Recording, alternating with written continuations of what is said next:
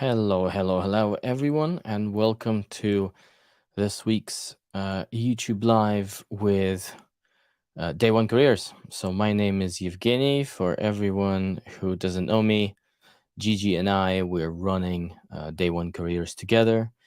And today, we're just gonna dedicate the better part of this hour answering all your questions about Amazon interviews. And here's Gigi. Hi, sorry, logistics nightmare in Gigi's house today.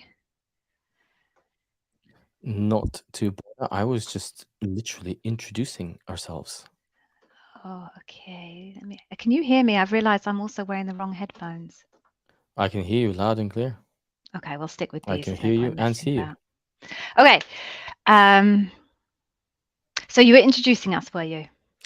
Yeah, I said that, this is what I mean. I'm pretty sure people are here because they know what this is.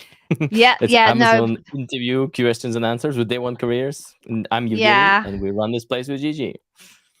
Yeah, and we've changed our times, right? This is our first one at 5 o'clock. We've been running at like 5:30 for about 18 months now. So I think we're probably going to be little bit light on attendance until everybody realizes that they've missed half of it and they show Yes, up at half exactly. past. Okay, cool. All right. So, yeah, so have we explained how we came about and kind of how the process works? I guess not, because it's only just No, 2 minutes no, no, we past. haven't. So, I mean, Do yeah, you, let's do you do want it. to Do do you want me it? to Do you want me kick to it do off? it? Yeah, I can do it. Yeah. You do it So, because I need to turn on some lights. sure, no problem, no problem. Always great to be the filler act in this whole endeavor. But anyway, so Gigi and I both were Amazonians. We were both senior leaders at Amazon. So I spent at Amazon just over 3 years. I think Gigi might have spent a bit more than me. In addition to everything, Gigi was also a bar raiser, which is a very special cohort of Amazonians who are entrusted with making sure that Amazon's hiring process, is both unbiased and also delivers to Amazon's ambition to become smarter all the time by raising the bar with every hiring decision. And so at some point in time, both Gigi and I recognized that folks who have prepared really well for the interviews and have had coaching tend to have better results in these interviews. I mean, surprise, surprise, right? So we thought, you know what? Let us help as many candidates as we can. So we both started our separate businesses as soon as we left, and then we merged them earlier this year, and now you have Day One Careers with a ton of resources. We've got this amazing YouTube channel that we have with a ton of free content. We have a blog with also a ton of free content, and obviously we've got a whole bunch of other content. Some of it is paid, some of it is free, and it's all super accessibly priced because we want Amazon interview experience to be available to all. I think I've mentioned everything. If I haven't, please fill in. And now We're we good. cannot hear you, Gigi. No? Okay, now we Yeah, can. no, I'm just taking the because logistics challenge. I'm eating and at the same time, and it's my lipstick's going to go everywhere, and it's going to be great fun. But okay, so Yevgeny's covered it all. I guess the only thing left is just to explain how the whole process works for today's session, which is pretty self-explanatory. If you've done any of these lives before on YouTube, you just, excuse me, drop your questions into the little bar on the right there. At least it's the right on my screen anyway. We would ask a couple of things of you when you're doing that. Please, if you can, try and keep it into one submission. I know that there is a character limit, but it gets really difficult when people drop their submissions over multiple submissions and then other people's get in between and it becomes a bit of a mess. So if you can try and squeeze it into one, that would be awesome. Please don't ask us really generic questions. Hey, Gigi, or hey, Evgeny, I have a program manager role. Interview tomorrow? Any tips? The answer, of course, is yes. We have hours and hours of tips, and it's all on the YouTube channel. So if you have a very general kind of question, please don't ask it. Just go to the YouTube channel.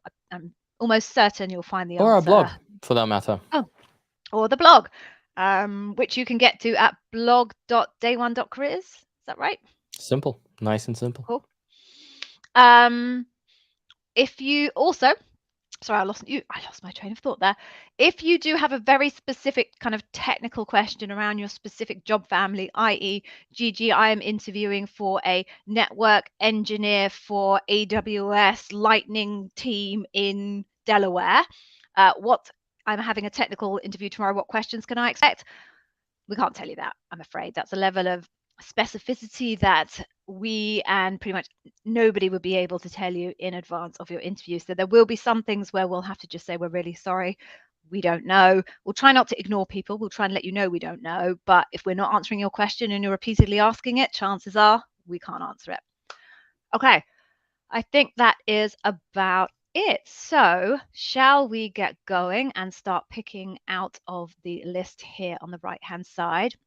As I said, today is our first 5 o'clock session ever, or 5 o'clock for us here in the UK, whatever time it is for you, but this is the first half an hour earlier session we've done. So I am expecting a whole bunch of people to arrive at about 1:30. So where do we go from first? Shall I pick the first one and then you can be eyeballing Yevgeny? Happy for you to pick the first one. Okay. Unless you've already found one, in which case do go ahead. Okay. Well, here's let's try this one. So I need to move my head again just to be above this. Right. So can you hear me, by the way? I'm a bit further away from the Beautifully. mic. Yeah, Excellent. perfectly. So what does having the same interviewer taking another round during the loop in addition to the hiring manager round mean? So I'm assuming this is actually I've picked this question without actually knowing that I know the answer, but apparently Ankush is saying that the same interviewer taking 2 rounds during the loop. So I've No, never I think seen what he this. said, no. I think what he's saying is someone's phone screened them and Kush, and then now they're seeing them again at loop. Is that Oh yeah. indicative of In which anything? case, this is absolutely fine. Nothing to worry about. And this could be anyone. This could be including the hiring manager, or someone from the team in the hiring manager's team, or around even in the hiring manager's partner sister teams. Whoever decided to be generous enough to volunteer their time to do on the phone screen roaster or something like that. Assuming they have a roaster, because devices had a roaster. GG. We're very organized. But anyway, nothing to worry Look at about. you. Proceed as normal. Can I just chip in with just trying to explain to people why this happens? Because we get this question quite a lot at these sessions and on the YouTube comments. So people are a little bit confused as to why, if someone's already met them, they feel the need to meet them again. Were they not sure about them? Blah, blah, blah. So the rationale behind it is it's a high bar checkpoint. So somebody met you initially and they thought you were great. So they passed you through. So they bring them back so that they can validate the fact that they were right the first time. Because if you can impress them twice, not just once, that's a high bar data point that suggests that you are in fact likely to be a bar raising candidate because you've used a set of examples first time and now you're going to use a different set of examples the second time. And if you can keep producing new examples and people can meet you repeatedly and still be impressed with you, then it's a good indicator that you're bar raising. Can I also add something? Go. Some teams completely forget the purpose of the phone screen. Some teams completely forget that the fact that you have to be looking for the same bar raising indicators. So they're basically just using phone screens as a sort of like, hello type sort of meeting. Just please don't say anything that's gonna eject that will allow me to eject you.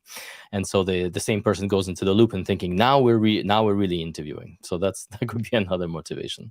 Well, which Not isn't the way it's not supposed to be. legit. You No, are supposed no. to actually test someone to be bar raising from the very first interview. But as you say, some people don't. But let's not go there. Okay, so I'm just going to pick this one from Economy. Hello, Economy. So senior essay, you pass the assessment and the phone screen. You're down to loop. There will be an assessment to be done before the loop. Can you prepare for this? You're making a statement, I assume, rather than a question. There will be an assignment to do before loop. So, do you think, Yevgeny, this person means the written assignment? So the solutions architect written No. assignment. No, So I think they're if you're asking making whether a, we can prepare them for something AWSy. oh, okay.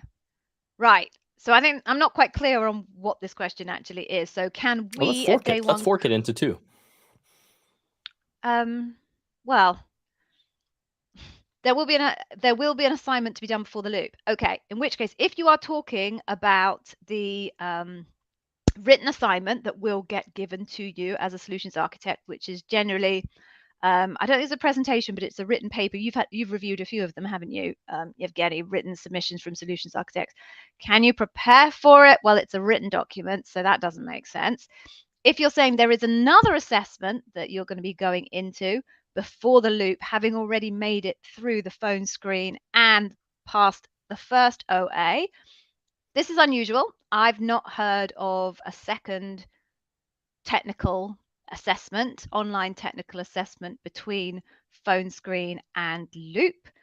Therefore, can you prepare for it? Not unless you know what it is. And I don't think I know what it is. And I'm not sure, Evgeny, if you've ever heard of this.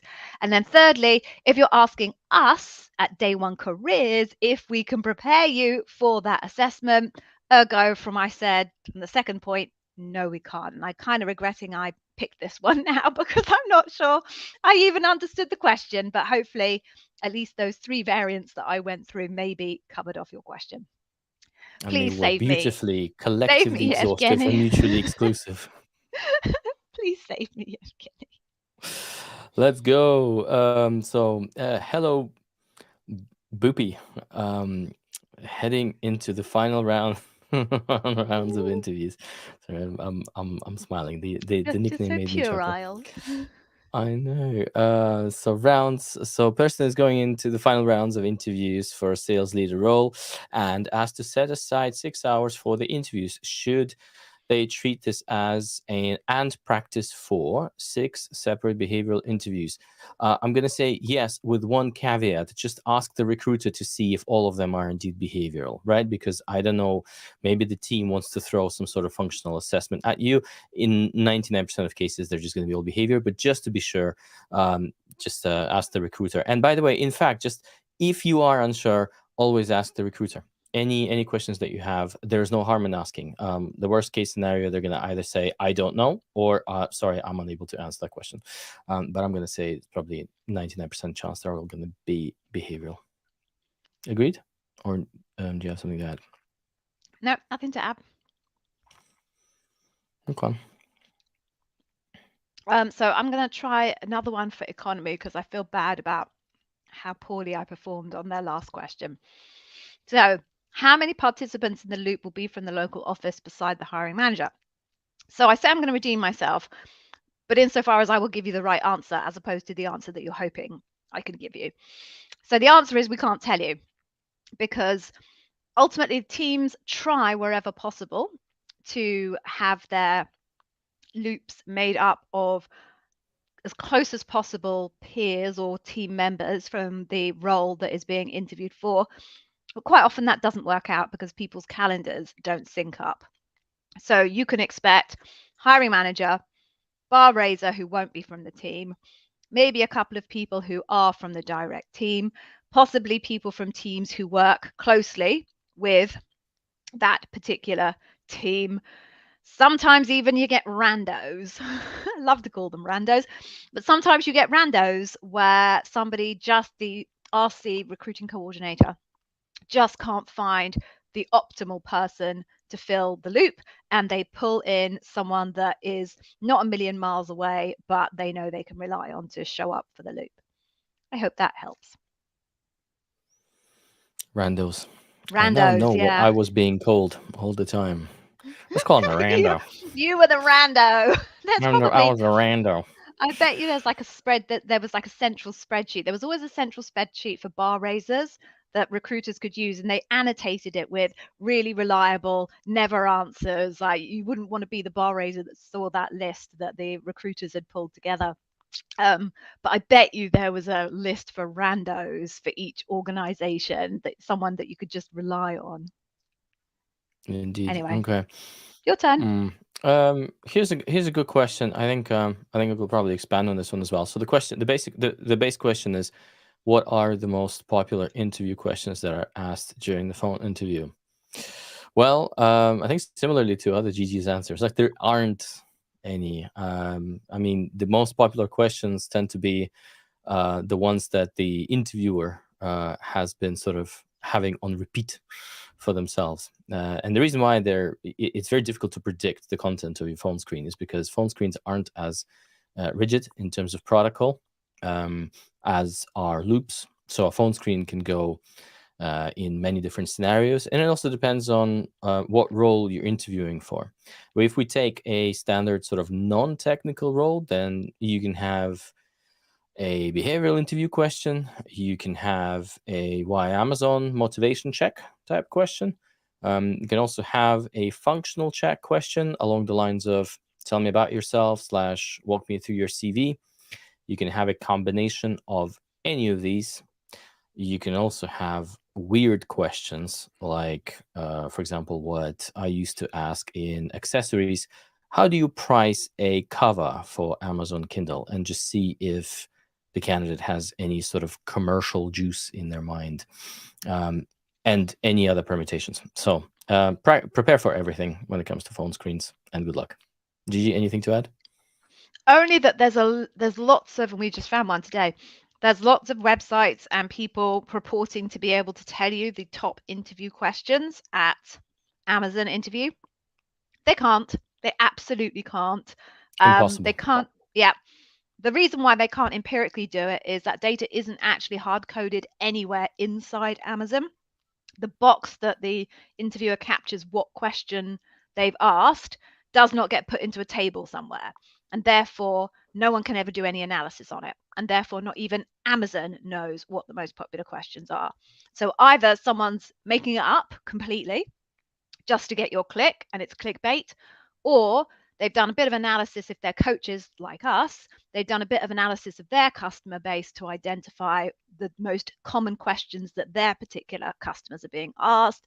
But of course, as a data point, that's high risk in terms of both the statistical significance of the sample size and also any bias that's implicit in the particular types of roles that they coach for and the particular countries in which they tend to get their clients. So best not to worry about it, quite honestly.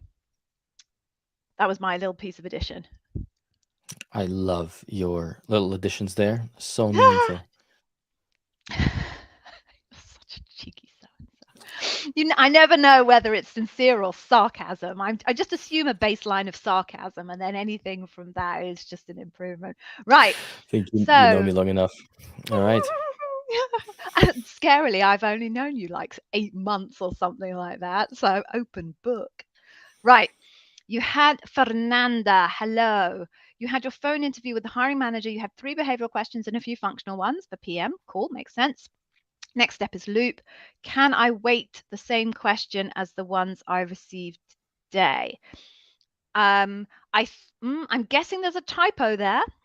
So I'm going to guess, can you get the same questions as the ones you received today? Because I reckon you've typed this on a mobile phone and there's predictive there because I always get wait and get mixed up on my predictive text. So can you get the same questions you received today?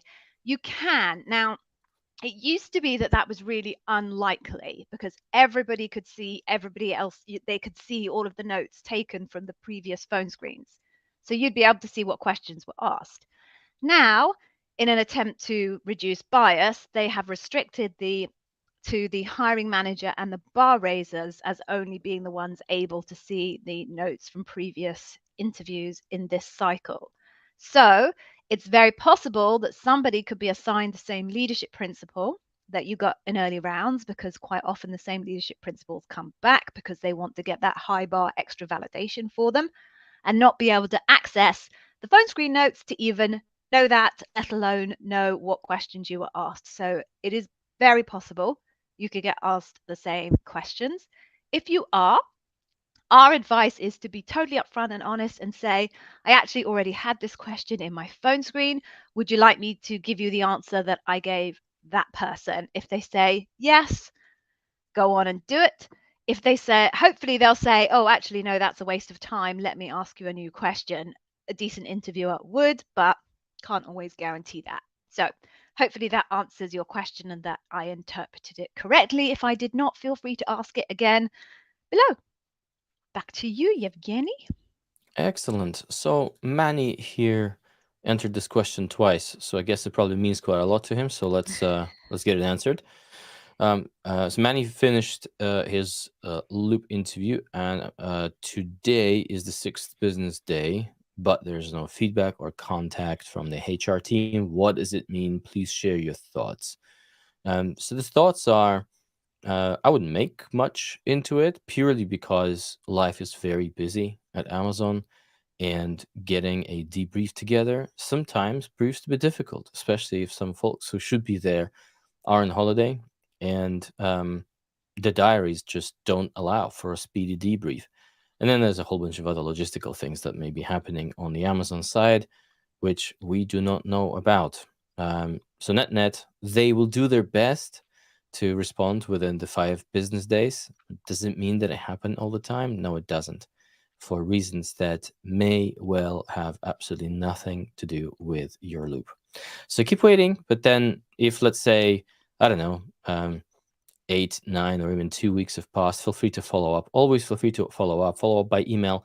Now I'm going to go ahead and say follow up by LinkedIn as well, as long as you're polite and you're just trying to get a decision, whatever it is. So good luck. Cool. Right. So I'm going to pick this one. So it's a two-parter, but at least they got it next to each other. So I'm going to answer them in two parts. Why is it so hard to get a hold of AWS military program, or the other ones like it, to ask questions? Okay. So let's expand that. Why is it so hard to get hold of recruiters in programs to ask them questions when you have perhaps submitted an application, but they haven't called you for interview? That's because they have limited time and resources, and they're going to spend those very limited times and resources on the people that they know they're bringing to interview. And unfortunately, dealing with one-to-one communications with, I won't call you randos, but with interested candidates who have questions, is a super inefficient way of spending their time. Lots of the programs do have Q&A sessions on the Amazon website. There is a link to an events portal, and often the military programs, I know the student programs as well, have events that they run that are advertised on that portal. So I would say go and check that out, and then maybe you can get your questions answered. The other option, and this is just the second part of your question, I would suggest the other option is, if you have questions about how to translate your experience into whatever it might be, then my suggestion is, rather than trying to talk to recruiters who unfortunately will have no interest in talking to you unless you're a hot prospect, why don't you reach out to other Amazonians already in the military program? The military program at Amazon is primarily an operations program. I'm not really aware of the military program as regards software development, but if you make contact with ex-military in ops, they might be able to give you some pointers. So you just need to go to LinkedIn, type in something like Amazon military, and you'll see a whole bunch of job titles come up that will probably say operations military program. Or the other thing you can do is create multiple filters on LinkedIn where you look for someone who works at Amazon and then look for their previous employer and pick whether it's like the US military, the Navy, whatever. And that should hopefully bring you to a number of candidates who have moved from military to Amazon. I hope that helps. Can I Would just you say add one anything little else? I was thing? going to say, yeah, I was going to ask you got anything else to add? So the military program, the ops military program, actually has coordinators in all regions at Amazon. So when as soon as you type the name of the program into LinkedIn, it's very likely you're going to get the names of the actual coordinators. And if you look at what these coordinators are posting on their feeds all the time, is, hey, we're doing a Q&A for the military ops program. Come to this Q&A. So you can even get there this way. Cool. So there we are. And cool. Here is a question about the written assignment, and you're gonna love this little end and the twisty end you twist there at the end, GG. So written exercise, is it recommended to use the internal FAQ format? It's a dramatic pause here, Stanislavski style. Could you please share some insights on the internal FAQ format?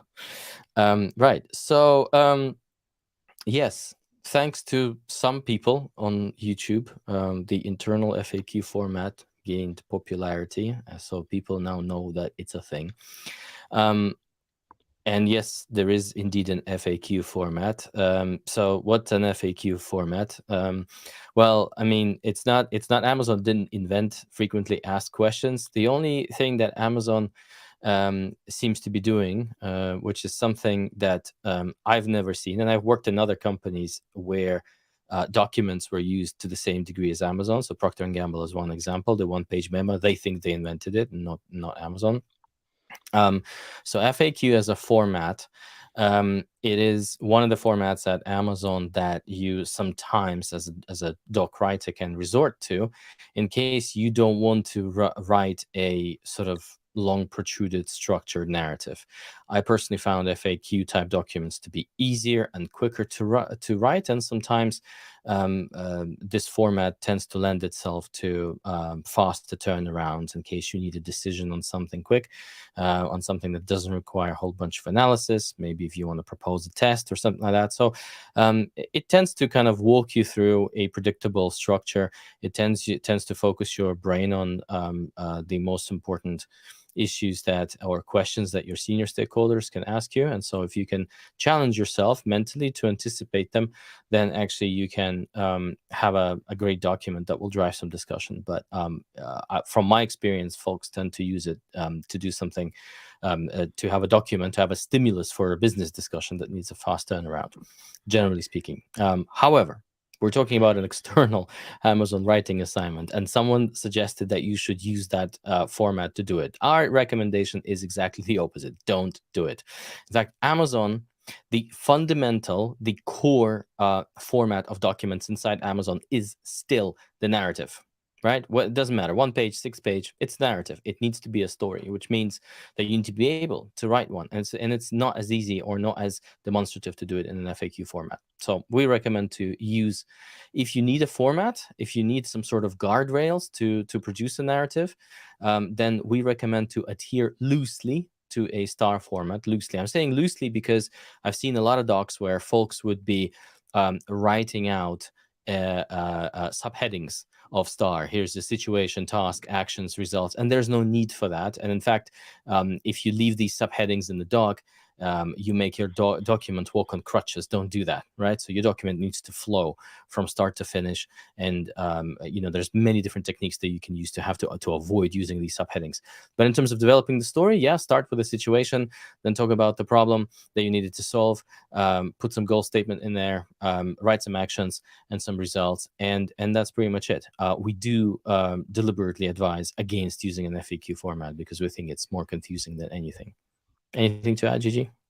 Yeah, if I can. So the core purpose, and I was listening. Oh, everybody should go actually, if you're interested in writing at Amazon, to our YouTube channel, because I think on Saturday, I posted a recording of an interview done by Stefan, can't remember Stefan Hadley. He trained a lot of Amazonians on how to write and why to write. So it was kind of core in his function at Amazon. So the whole interview, 30 minutes, is about writing at Amazon. So you should go and watch that or listen to that. And one of the things that he notes is that the purpose of the FAQ is to put information in that is not core to the narrative that you are telling, but that may be asked by someone in your audience, so that your conversation doesn't get derailed by this kind of random, slightly ancillary question that matters a lot to a particular person but isn't core to your narrative. So FAQs in that context are for bits of extra information that don't warrant getting into your core document, but is a safety net for you so that some random operations person doesn't derail your meeting and take it off in a particular direction. So with that in mind, it's basically a place to put information that isn't that important as a massive simplifier to the core purpose of your doc. Therefore, why do you need to put it in a writing sample for Amazon to show how well you write? Because effectively, if it's important enough, it should make it into your star structure. Anticipating a rando question from some random person will simply be almost impossible because you can't really predict what the unimportant stuff that you left out of your document would be. So that's why we would say don't do it. Like, that's not the purpose of the writing sample for the Amazon interview. FAQs are for random things you don't want to cover in the core doc. The Amazon writing sample is about, can you make sure you can write a narrative based on core stuff that really matters? It's somewhat antithetical, and we would suggest not appropriate. Sorry, I don't know if I just said again what you said, but I wanted to make the point that go listen to that recording from No. gentleman. Yeah. No, you did. I just again, we'll add a little sort of academic bit in there. You know why some folks are recommending to use FAQ for external assignments? Because some teams at Amazon have repurposed the FAQ to make it the main doc if the subject matter is not too sort of analytically intensive. Again, not intended to be this way, but I've seen plenty of these. Or as a gimmick to make your writing sample stand out from everybody else's. Could be that. Who knows? Right. Okay. Okay. I'm going to just pick this one. So, hi, Atif. If someone has qualified for the loop, does it mean that the candidate has been evaluated technically and the loop is mainly going to be behavioral? Nope. Plenty of loops have technical/functional questions in them. Check with your recruiter. Didn't give you much time to find a new one. Sorry. No, it's okay. But do we need to do a little break or not? Oh, we at that time. We are at that time. This is my favorite time. Yes, we do. We're on the half hour. So, do you want to do it this week? I always do the intro and then take the hit for the absurdity. Okay. So why don't I introduce what we're gonna do here, and I'll push then the you can click. You'll push the buttons. Okay. So, folks, we are, as you know, at Daywalking Careers, we're working our backs off, literally, to come up with a ton of useful content for you folks. And 99% of all that content is free. It's on our YouTube channel, and it's on our blog, and it's in these live sessions. What we're also trying to do is make sure that information that we push out there is genuine and credible. If you know us, we're the kind of team that will never overpromise you. We'll never try to tell you stuff that's not real, and we will always be honest with you on things that we don't know. Which is why we really want this content, the genuine, credible content, to be upranked by YouTube as much as possible, so that folks don't stumble upon rubbish. And there's a lot of rubbish, and we have to deal with all this rubbish. People going to coaches that tell them that, I don't know, the response FAQs to at the end of their stuff. FAQs at the end, they should produce writing samples as FAQ, or that the response to a behavioral interview question should be 2 minutes, because otherwise you risk the interviewer switching off. All that nonsense. In order to help us battle this nonsense, please engage with this video. Do 2 things for us. In fact, 3 things for us if you can. Like this video, like this stream. 2, subscribe to this channel and press that little bell button so that you know when all the new streams and all content is posted. And if you've got other questions that you either couldn't ask here or forgot to ask here, give us a comment and we will respond in the comments in there. Have I done it, Gigi? Was that okay? Yes, we would like you to spend the next couple of seconds particularly giving us the little thumbs up for this particular stream. And to entertain you whilst you do that, we have a very amusing little video. So we're going to play that now. And whilst we play it, please give us the thumbs up. Please like the stream now. Please like the stream now. Please like the stream now.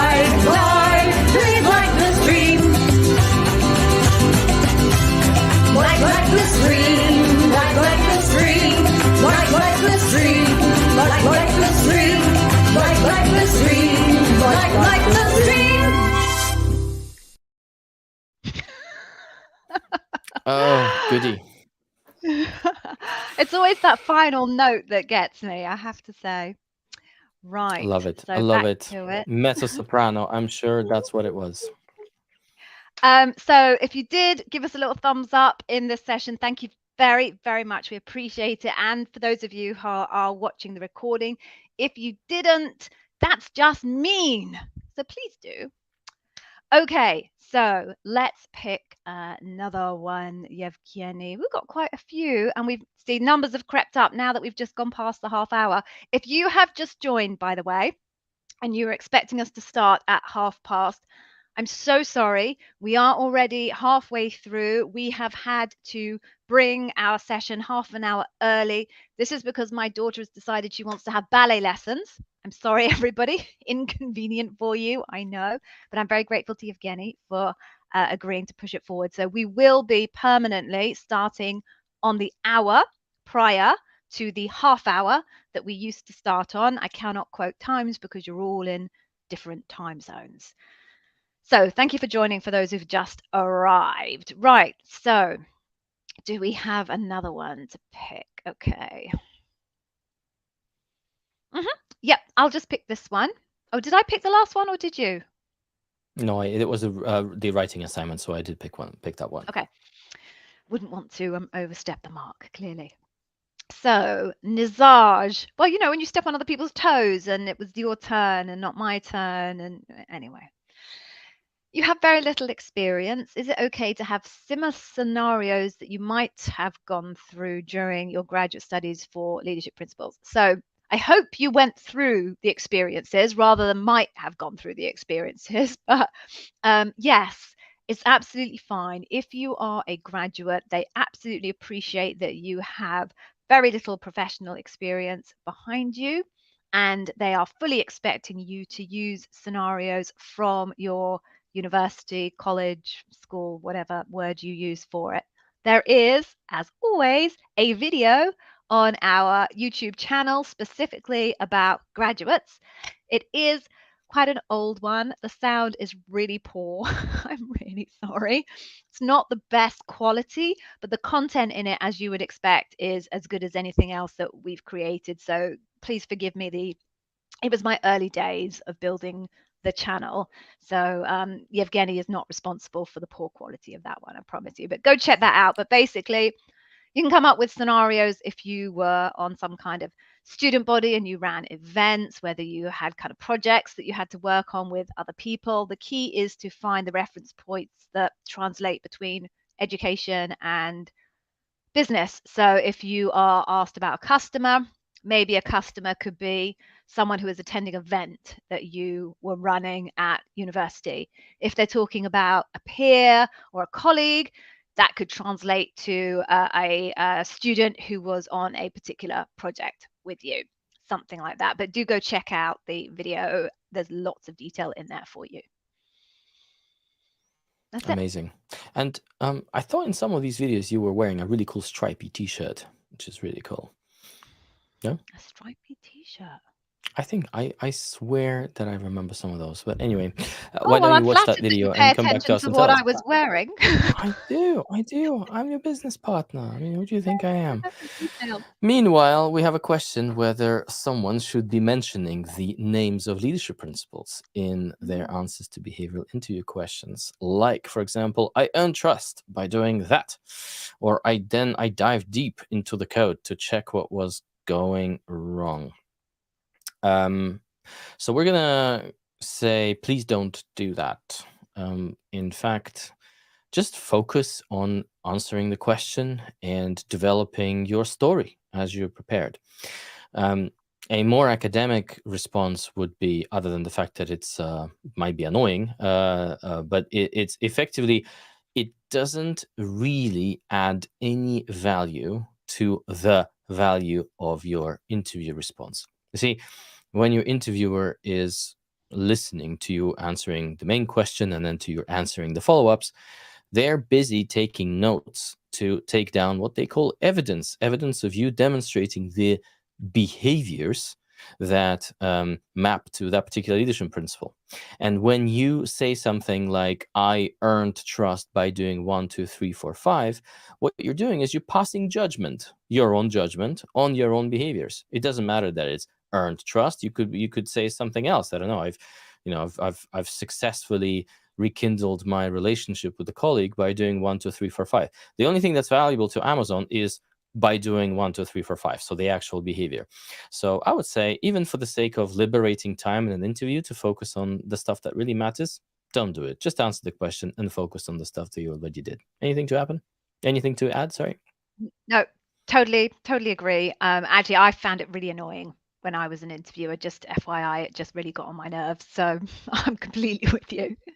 Okay, I just want to quickly congratulate Completely Catty. So I love the way you're like. So you've been wanting to join our lives for weeks to thank us for our amazing content. You started your role as a demand gen rep intern at AWS in Madrid. Lovely. I never got to the Madrid office. I always heard it was a great one. You'll know better than me. Congratulations. Obviously, we are always delighted that we get these types of messages. They never get old. We get dozens a week, and every single one of them that we read, we feel all excited and happy. It just never gets old, because we know that there is a real human being with a family and a life plan and all those things at the end of it. So super delighted for you. We wish you many, many happy day ones. Right, let me just answer this question for Jean-Pierre then. So you received and accepted an offer from AWS. You had an incident which would prevent you from taking it. What are the consequences of reneging? Would you be blacklisted? Can you apply again in the future? Okay, so I cannot speak from a policy point of view, although I don't think there is policy, but if there is, I am not speaking from a policy point of view. I just want to make that super, super clear. And I'll share my bit, and then I'll ask Yevgeny if you've got anything that, from an experience point of view, that you can add. So from an experience point of view, there are candidates who have accepted a verbal offer, and then they get a different offer, they realize they've changed their mind, blah, blah, blah, and they tell Amazon that they are no longer interested. It's a bit annoying, but a verbal offer means nothing, quite frankly. So Amazon's quite used to that happening. It happens every day, multiple times a day, I'm sure, and everyone just moves on with their life. The hiring manager gets a bit irritated because they thought they'd have someone in. Recruiter probably does too, but that's life. So no, as far from that regard, everyone just kind of gets on with things. So no major catastrophe there. Second one is where you've actually signed a contract and you are now contractually obliged to take a role with Amazon. Now, again, it does happen that things change. I know people that just haven't even shown up on day one. Now, for the people that just don't show up on day one, you can guarantee again, I don't know it from a policy point of view, but I would be highly confident if you signed a contract and didn't show up on day one, there would be some kind of system that notes that you did that, and that system would be visible to recruiters. For those people who speak to their recruiter or their hiring manager, they have extenuating circumstances, they give Amazon plenty of notice, they help them understand why that's the situation. As far as I know, I've never heard a senior VP, a senior leader, a recruiter, anybody like that reference anything about blacklists as regards that particular scenario. So I do not know, have never heard anyone talk about that type of blacklist. And as a result, I suspect very strongly that there would be no issue with you applying in the future. There might be a note on the system to say that this situation happened. There might not. That would completely depend on the recruiter to manually decide to put that in. That's kind of my experience, my understanding. Yevgeny, have you ever seen anything counter or different to that? Nope. That was And easy in fact, never heard of situations where anyone was put in any sorts of block lists after they couldn't take the offer that they previously agreed to offer. Never seen anything like that. But if there's a genuine reason, sorry, just to close this off, Jean-Pierre, just have an honest conversation with your recruiter. They know life happens. They know stuff goes on. Just be honest, open communication, and I'm very confident it will be absolutely fine. And whatever incident happened to prevent you from taking it, we hope everything's okay. Indeed. Right, here's a question from Favor Adesian, and apologize if I mispronounced Adesian and if it's Adesian or something else. My name has been butchered for the good sort of part of 30 years. So if I just did this to yours, I know how it feels. Apologies for that. Now, the question is, when using the star format, do I need to mention what point I'm talking about in my story? For example, situation, story, task, continuous story, and so on. Here's my recommendation as someone who has been a candidate and has been teaching this for quite a while. Don't do it in a robotic way, like situation, blah, blah, blah, blah, blah. Okay, now, task, blah, blah, blah, blah, blah, blah, blah. If you want to use these verbal subheadings in order to kind of help you narrate the story, and I'm assuming that you're going to get the time to narrate the story and the interviewer doesn't cut in with questions, then I would use smooth verbal transitions like, okay, so let me first give you some situation for context, blah, blah, blah, blah, blah, blah, blah. And instead of saying a task, you can say, I knew at that point in time, I knew that I needed to or I had to. So you can pick substitutes that are more that are smoother and they're more colloquial and they're less they will sound less robotic, and they'll make the whole story flow a lot better rather than interjecting parts of your story with situation, task, actions, and results. Ideally, if you want to sort of do a top spin performance, you don't need them at all. But if you feel that they're useful for you, I would just pick expressions that substitute them, and that you can just weave them naturally into your narrative, assuming again that you'll be able to tell the whole story, because a lot of interviewers, they'll start jumping in with questions early on, and there goes your structure. But anyway, Gigi, anything to add? No, nothing to add. Okay, so I'm going to just quickly do this question from Economy. So again, do you get ranked after the phone interview, or is it just a go, no go? It is just a go, no go. There is no ranking per se, but what some interviewers will do is in their notes from the interview, make some kind of commentary. So I've read notes where people have commentated that, they've passed this person on, but they had some concerns about earned trust, and then the next interviewer hopefully reads that and decides that they'll probe more on earned trust. I've heard other people say, I absolutely love this candidate and I would hire them instantly, and if you don't want them, I'll have them in my team, please. I've also had ones where people have said, I don't think this person is an L5, but I think they're an L4, so I'm moving them on. And those were the loops that I then had reversed because the hiring manager wasn't interested in an L4, but that's another story. So no ranking, but there will be some little messages left by the previous interviewer to the next one, possibly if they feel particularly strongly one way or another about a particular line item having met you. Hope that helps. Did you leave little notes, Evgeny? You ever do that? I leave notes. Yeah. I left notes for for the next person, just to give them some bits and pieces. Sometimes if I move them from phone screen 1 to phone screen 2, I would say, hey, I'm not sure I got a good read. Could you probe around these little points and let me know what you think? Yeah. Cool. So next one here is when the recruiter asks for the expected total compensation, if you ask for an amount that could be too high, would the hiring manager back away from moving me forward? Right. I'm going to give you the response as an ex-hiring manager and from my experience dealing with all things compensation. As a hiring manager, once I've set the level for the role, I would have let sort of farmed out compensation conversations with the candidate entirely to the recruiters, unless the recruiter then comes back to me and tells me that uh, we are unable to meet the candidate's expectations, in which case I need to make a call as a hiring manager.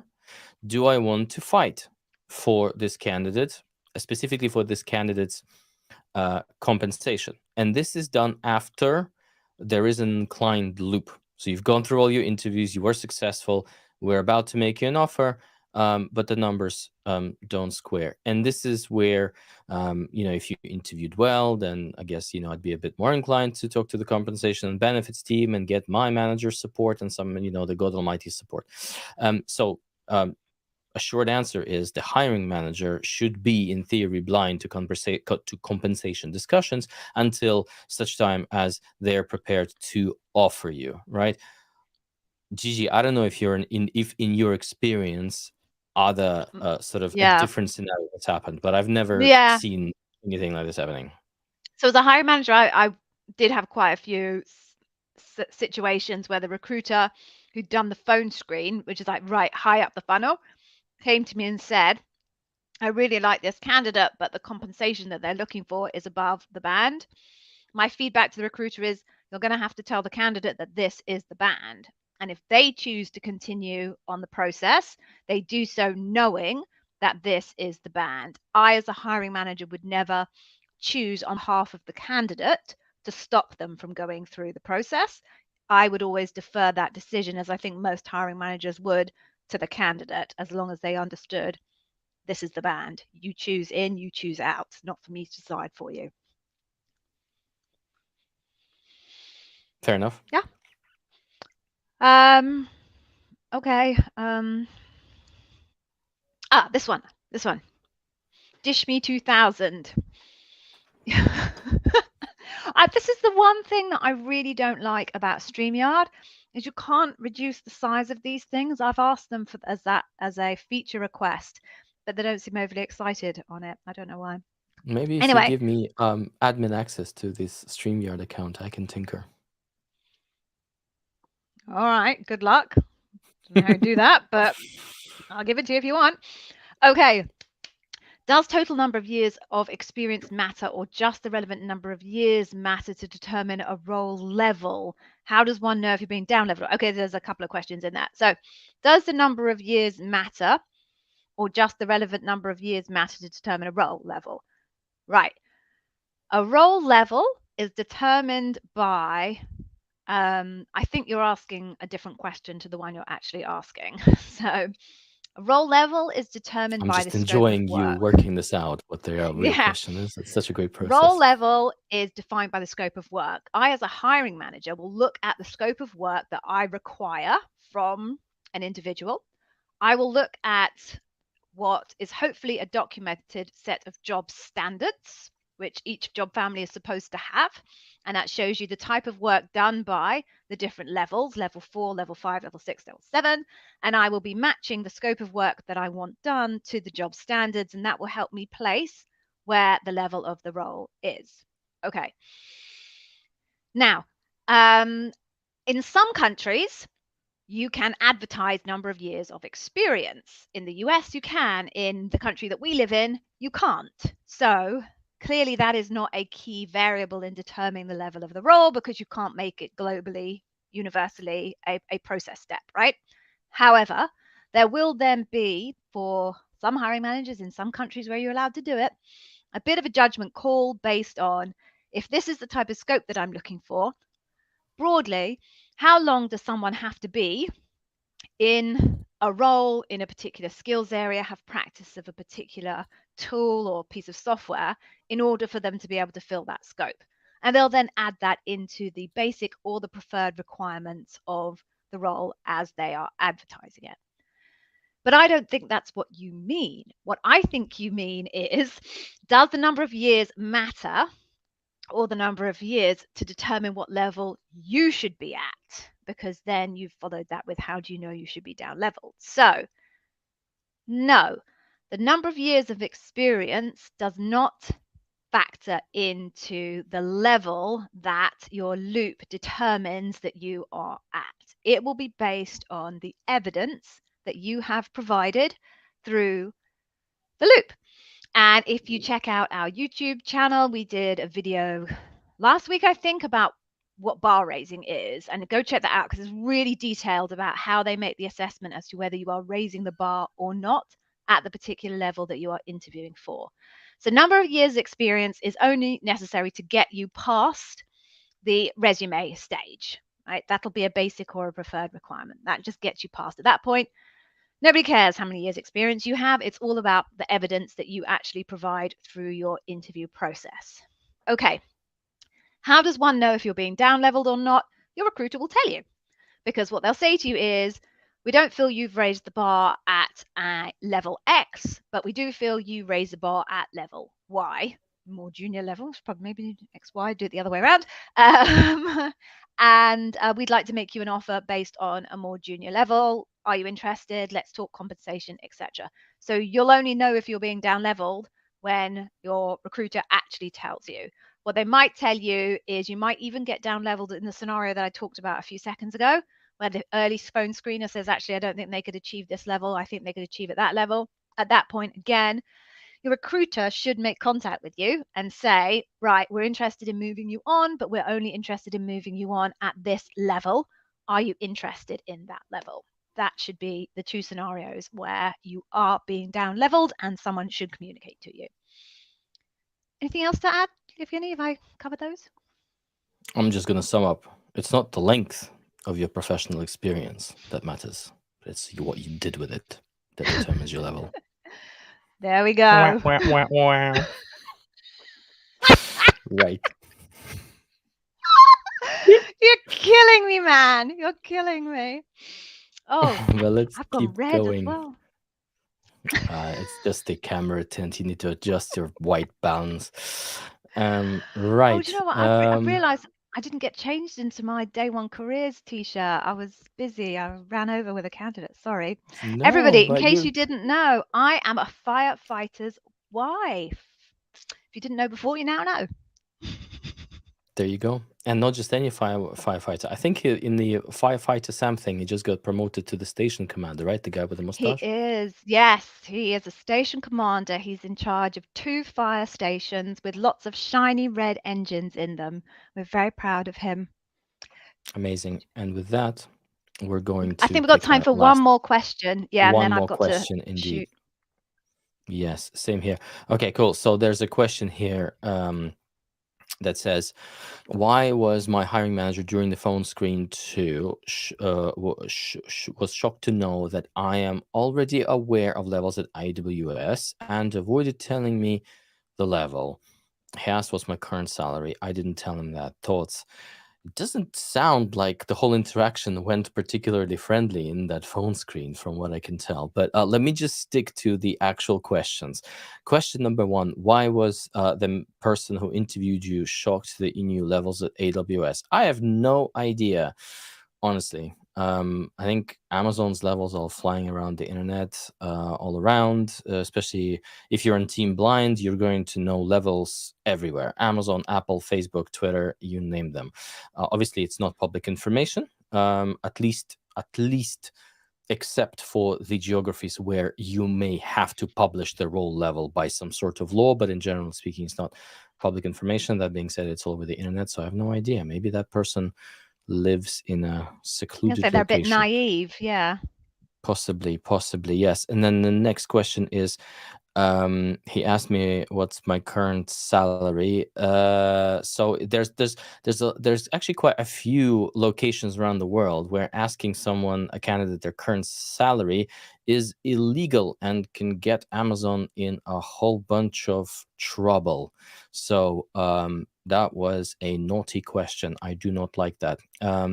You didn't tell him that. Well done. Absolutely well done. By the way, if you think that the outcome, and I'm gonna, well, I have to remove this when I say this, right?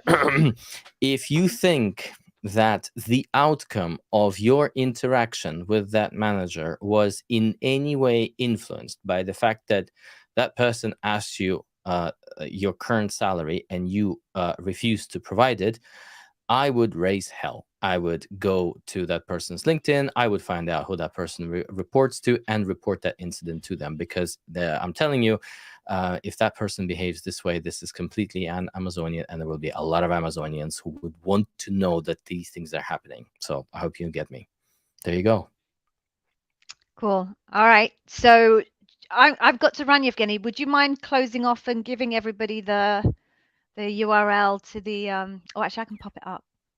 Yeah, you can pop it up. I can be the talking head above. There you go. I'm hopefully sorry, above I you. have to run. Maeve needs to get to her ballet. So thank you, Yevgeny, for closing it off. Thank you, everybody. It was great to see you. We'll be back on the hour, remember, next week, not the half hour, but the hour before the half hour. Thank you so much for joining. Have a great week, everybody. Gigi signing off. GG signing off, over and out. And folks, the only thing that's left for me to do is just to remind you of an amazing freebie that we're offering here at Day One Careers to anyone. So we're actually giving away, and it's a permanent freebie. It's not just for right now, a course on customer obsession. It's a course that will teach you all the facets of the leadership principle. It will tell you our best idea on what the interviewers will be expecting or looking for in your responses, and it will give you a full deconstructed mock interview where Gigi interviews herself, which is pretty weird, but insanely instructive, and you're going to get a ton of value from it. In order to get this freebie, all you need to do is go to the URL that you see in front of you, dayone.careers/amazon-interview-wiz. Scroll down, and there's a section there where it says kickstart your Amazon interview preparation. Grab that freebie. It's a self-contained course. Just by downloading this course, you will be able to learn everything you need about customer obsession and how to answer questions on customer obsession. It is the pivotal Amazon leadership principle. It is. It appears in most loops that we have seen, and you'll get a ton of value from it. So go ahead, get this freebie, and then we'll see you next week at 5 p.m. British Standard Time, or British Summer Time, rather. Have yourself a great rest of the week. Yevgeny, over and out. Take care.